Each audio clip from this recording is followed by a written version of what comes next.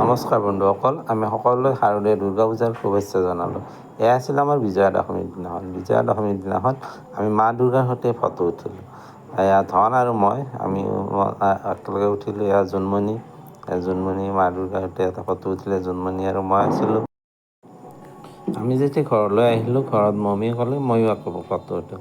লগে লগে মমীয়ে আমাৰ ঘৰতে থকা মানি প্লেণ্টছৰ লগতে ময়ো এটা ফটো উঠিলে। দুৰ্গা পূজাৰ চাই আহি অলপ মনটো ভাল লাগিলে।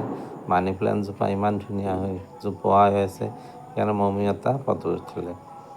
তাৰপিছত আমি ঘৰলৈকে আহিলোঁ। তাৰপিছত আমি ঘৰত আকৌ ফ্ৰেছ হৈ তাৰপিছত আমি আকৌ পূজালৈ বুলি ওলাই গ'লোঁ। পূজাক যাবৰ সময়ত আমাৰ দুৱাৰমুখতে আমি দুই এটা ফটো উঠিলোঁ। ফটোটো ভালকৈ নুঠিলে, তথাপিতো ভাল লগা হৈছে ফটোটো। মানি প্লেণ্টজোপা ইমান ধুনীয়া লগা হৈছে, ইমান ধুনীয়া জোপোহা হৈছে, তাকে দেখি জোনেও ৰ'ব নোৱাৰিলে, ধনেও ৰ'ব নোৱাৰিলে। ধনেও এক কপি মানি প্লেণ্টজোপাৰ লগতে সিও ফটো একপি উঠিলে। ইমান ধুনীয়া লগা হৈছে, জোপোহাটোৰ সৈতে ধনক বহুত ধুনীয়া লগা হৈছে।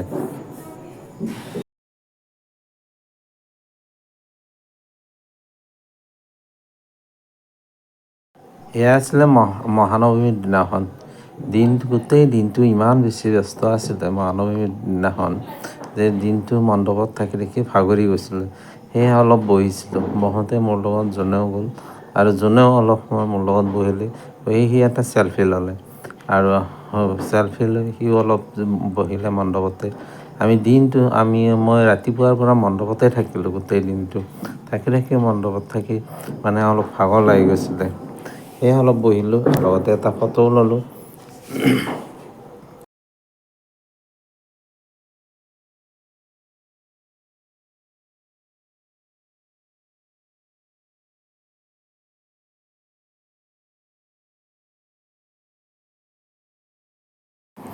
দুৰ্গা পূজাৰ সময়ত মই যিহেতু আমাৰ দুৰ্গা পূজাখনৰ মণ্ডপতে পুৰোহিতৰ লগতে বেছি সময় থাকোঁ, সেয়ে ভাবিলোঁ দুটামান ফটো ৰাখি থওঁ।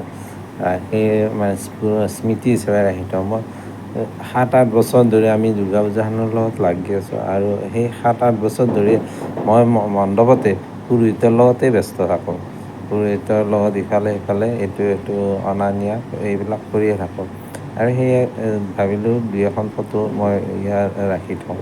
আৰু আমাৰ পিছফালে যে আছে সেইযোৰ হৈছে এইটো ওজাপালি।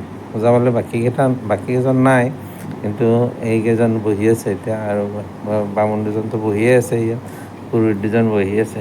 তাৰপিছত এইবিলাক ফুল তুলসী আছে ইয়াত, গোটেইখিনি থোৱা আছে।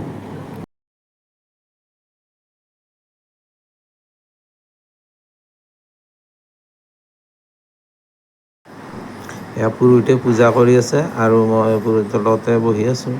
মই অলপ মানে ভক্তবিলাকক চাই আছোঁ আৰু পুৰোহিতে পূজাতে ব্যস্ত হৈ আছে। মহানৱমীৰ দিনাখন জুবিন গাৰ্গৰ শ্ৰদ্ধাঞ্জলি অনুষ্ঠানত মমীও বন্তি প্ৰজ্বলন কৰিছিল। আৰু মমীৰ লগত উপস্থিত আছিলে দুৰ্গা পূজা সমিতিৰ প্ৰাক্তন সভাপতি অশোক ভাৰ্গৱ আৰু এই শেখৰ মজুমদাৰ। জোনমণিও বন্তি প্ৰজ্বলনত ভাগ লৈছিলে। এয়া হৈছে সন্ধি পূজাৰ। প্ৰবাদ মতে সন্ধি পূজাৰ সময়ত যদি 108 গছি চাকি জ্বলোৱা হয়, তেতিয়াহ'লে মনৰ আশা পূৰণ হয় বুলি কোৱা হয়। আৰু সেয়েহে আমি 108 গছি চাকি জ্বলাইছিলোঁ। এই মমী বহি আছে, এতিয়া সকলোৱে চাকি জ্বলাইছে। এতিয়া পুৰোহিতে পুষ্পাঞ্জলি দিব, চাকিবিলাক পূজা কৰিব, অৰ্পণ কৰিব। পুনৰবাৰ সকলো ৰাইজলৈ আমাৰ তৰফৰ পৰা শাৰদীয় দুৰ্গা পূজাৰ শুভেচ্ছা জনালোঁ। ধন্যবাদ। শুভৰাত্ৰি।